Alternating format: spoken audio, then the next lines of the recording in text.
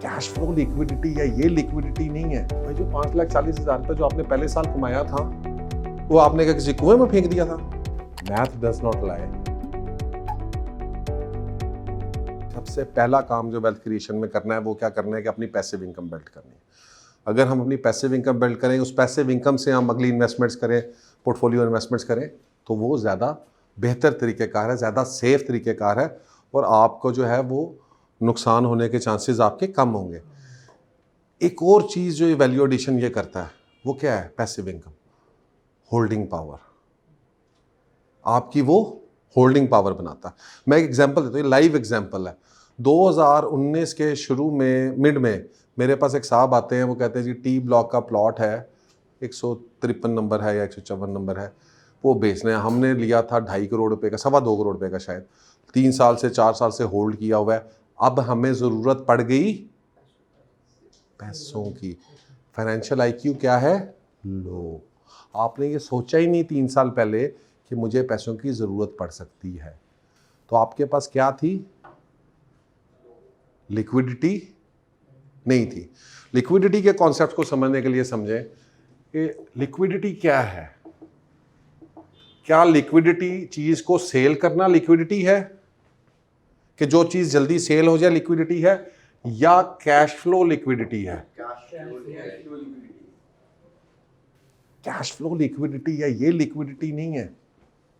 क्या मुझे आग लगी है कि मैं सेल कर दूं? क्यों मुझे सेल करना है 1 दिन के अंदर, 2 दिन के अंदर, या फाइल लेके 4 दिन के अंदर, 5 दिन के अंदर?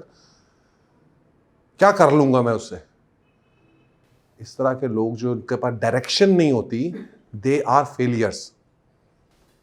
फॉर एग्जाम्पल, मैं ये दफ्तर रन कर, सो मेरे पास इतना कैश फ्लो है कि मैं 2 साल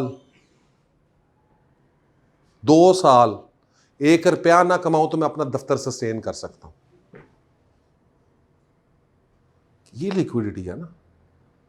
मैं प्लॉट ले लूं इसी 2 करोड़ रुपए का एग्जाम्पल से, और वो प्लॉट 2 साल मुझे पैसों की ज़रूरत पड़े, अब इस दफ्तर के लिए पता चले वो प्लॉट 2 करोड़ का नहीं, वो 1 करोड़ का हो गया हुआ है, तो मेरे पैसे खा गए, मुझे ज़रूरत पड़ गई।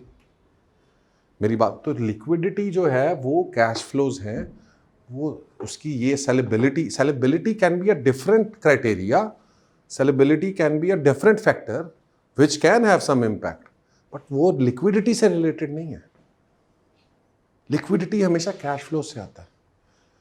फॉर एग्जाम्पल, जब मैं एक बंदे से बात कर रहा था कि जी कि आपकी एक प्रॉपर्टी है वो 90 लाख रुपए की थी, उसे आपने 5,40,000 रुपये आपको रेंट आ रहा है साल का, तो वो बंदा मुझे कैलकुलेशन करके बता रहा है कि जी 12 सालों में मेरा कैपिटल पूरा होगा। कितने सालों में? 12 सालों में। उसने क्या किया, 5,40,000 का 8-10% इंक्रीज करेगी, ये वो करते कराते तो 5,40 इंटू 12 साल कर दिया, प्लस 10% उसने इसके अंदर इंक्रीमेंट्स भी डाल दी है रेंटल के अंदर। भाई जो 5,40,000 रुपये जो आपने पहले साल कमाया था वो आपने क्या किसी कुएं में फेंक दिया था? वो 5,40,000 रुपये आपने इन्वेस्ट किया है, वो आप फर्दर इन्वेस्ट कर रहे हो। कोई भी इन्वेस्टमेंट हो सकती है, वो पोर्टफोलियो इन्वेस्टमेंट हो सकती है, कुछ हो सकता है जो जिस उस टाइम फ्रेम का। तो एक एग्जांपल छोटे लेवल के ऊपर सिर्फ इसलिए आप, तो टेक्निकली जब आप पैसिव इनकम में जाते हैं तो कितनी देर में आप अपना एक्चुअल कैपिटल रिटर्न ले लेते हैं? अंदाजे से किसी को अंदाजा है?